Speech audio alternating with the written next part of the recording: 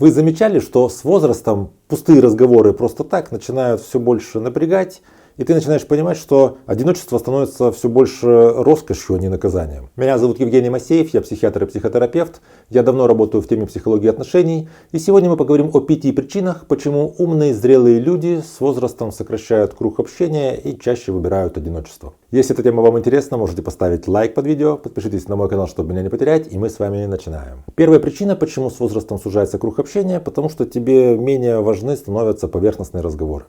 В молодом возрасте, тут 20 плюс-минус, таком юношеском, поверхностные разговоры выполняют определенную социальную роль, такой вот социальной сорегуляции. Разговоры там о новостях, о последних нашумевших, о политике, о погоде, там, я не знаю, там, о каких-то там в музыкальных группах, еще чем-то. Вот эти все разговоры, они позволяют как-то удовлетворить свою потребность в причастности. То есть ты где-нибудь там, в институте или на работе подходишь к группе там ребят, и вы начинаете что-то такое обсуждать, какой-то инфоповод. И в этих разговорах ты понимаешь, тебя скорее принимают или скорее отвергают. Ты причастен к этой группе или не причастен. И вот человек так через эти поверхностные разговоры подбирается социально. Какие люди мои, какие не мои, кто меня принимает, кто нет. Соответственно, я к какой группе отношусь, кто я. С возрастом ты уже понимаешь, кто ты уже другим людям можешь объяснить, кто они в большей степени. У тебя нет потребности через эти поверхностные разговоры социально сорегулироваться, как-то подтверждать свою самооценку у других людей. Более того, с возрастом у тебя возникает потребность в более глубоком и искреннем общении, потому что у тебя возникают какие-то интересные тебе темы, которые ты с кем попало не обсудишь.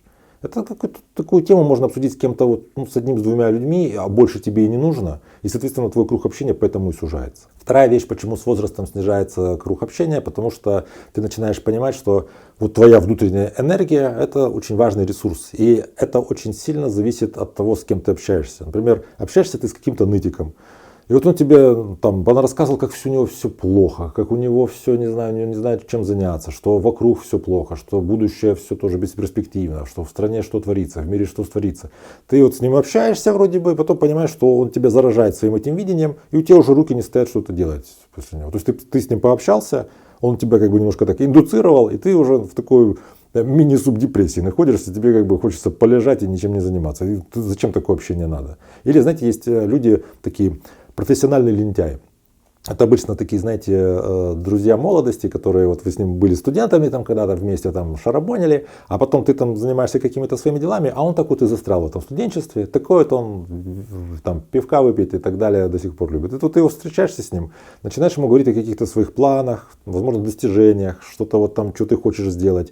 Он совершенно никак не разделяет твоего интереса к, грубо говоря, каким-то развитию, каким-то взрослым таким вещам. И говорит, да, давай вечером пойдем пиво выпьем. Или что-то небо затянуло, сегодня, наверное, хороший клев, пойдем на рыбалку. Будний день, пофиг, давай. Он пускай как-то себе живет, но это не соответствует твоему образу жизни, твоему стилю, твоим вообще каким-то амбициям. И после такого общения ты понимаешь, что у тебя желание чем-то таким заниматься, чем ты хочешь заниматься на самом деле, оно снижается, и как-то ты начинаешь расхолаживаться. То есть круг общения сужается еще и потому, что ты понимаешь, что ты не можешь уделить внимание всем тем людям, которые, в частности, снижают уровень твоей какой-то внутренней такой энергии. То есть ты от этих людей становишься каким-то более потухшим. Третья причина, почему с возрастом сужается круг общения, потому что возраст приносит самодостаточность психологическую.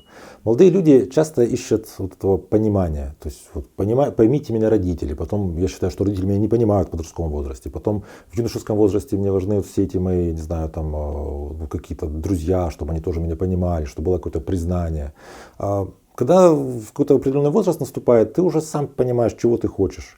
Кроме того, молодым людям важно иногда получить разрешение. Я чего-то хочу, но мне кто должен это разрешить. Предположим, молодая девушка, ей нравится парень, и она вроде как хочет с ним встречаться, но она не знает, она вся в сомнениях, ей надо это обсудить с мамой, с подружкой, с какой-то, с сестрой, чтобы услышать фразу типа «да, дерзай, у тебя все получится». То есть как будто бы мне нужно, при том, что я и так хочу, чтобы кто-то мне еще разрешил, и таким образом усилил мое желание. С возрастом тебе не нужно, чтобы тебе кто-то что-то разрешал. Тебе не нужно, чтобы тебя понимали, потому что ты сам достаточно себя понимаешь. И необходимость в этих людях, таких внешних разрешателях, она просто отпадает. Четвертая причина, почему мы с возрастом меньше общаемся, потому что нам качество становится важнее, чем количество. И тут есть медицинские причины. Первая связана с онтогенетической эволюцией головного мозга, то есть как в течение жизни у нас меняется нервная система.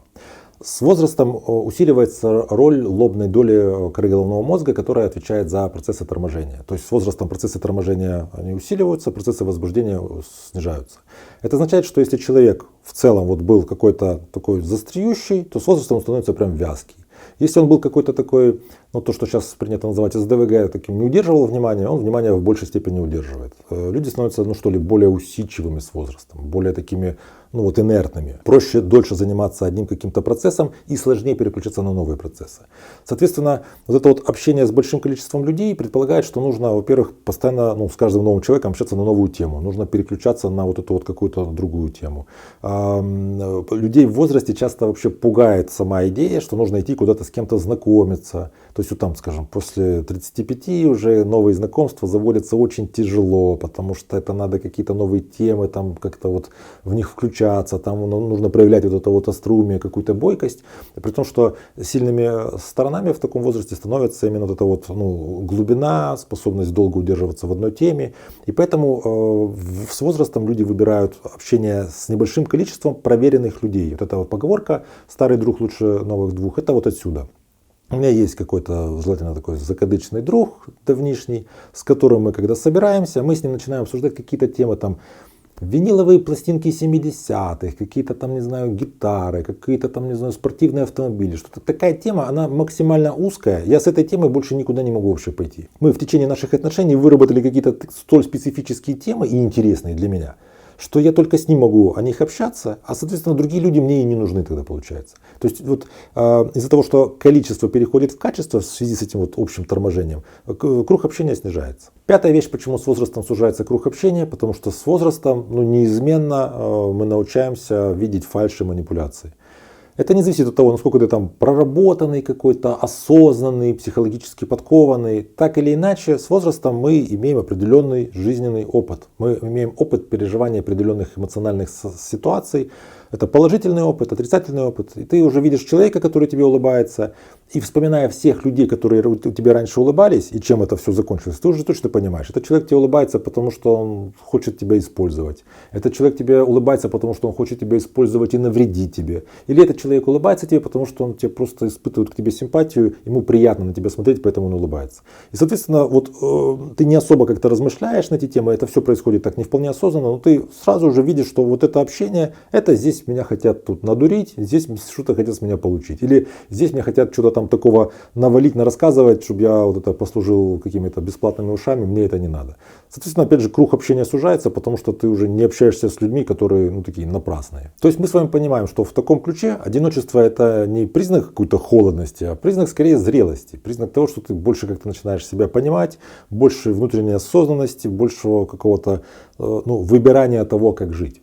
Но мы живем в таком обществе, которое, в принципе, ну, нас подталкивает к тому, чтобы мы были общительные. Ну, например, все туристические путевки, как правило, большинство из них, они созданы для пары. В отелях, как правило, тоже номера — это номер для двоих. В ресторан, ну, вот ты не можешь прийти и заказать себе столик на одного. Это будет, ну, это бар называется. Ты сидишь за стойкой и квасишь сам с барменом. То есть лучшие места в ресторанах — это, ну, столик на двух или для компании. Если это одиночка, то это вроде как, ну, асоциально. В этом есть определенные там социальные какие-то приспособительные механизмы заложены, но если вы лично выбрали, что вам важно находиться в одиночестве, и ваш какой-то близкий круг на вас давит, там какие-то мама, братья, сестры и прочее, или вы там почитали социальной литературы, где написано, что вот если ты не общаешься столько-то времени, значит ты какой-то там шизоидный, и вы с этим вот как-то запутались, не можете разобраться, можете записаться ко мне на консультацию, и мы разберемся, чего вы на самом деле хотите, чего стоит опасаться, чего не стоит опасаться. Потому что люди часто себя, ну, как бы самозастыживают из-за того, что они, ну, выбирают то, как они хотят жить. А для того, чтобы записаться ко мне на консультацию, у меня под каждым видео есть ссылки на мои соцсети, пишите мне там личное сообщение, и мы с вами работаем. Также можете написать в комментариях, почему лично вы или кто-то из вашего круга общения с возрастом стал меньше общаться. Как вы думаете, какие у этого есть причины? Если видео вам понравилось и тема кажется вам важной, ставьте лайк. Можете подписаться на мой канал, чтобы не потерять меня. Берегите себя и своих близких. И до встречи в следующих выпусках.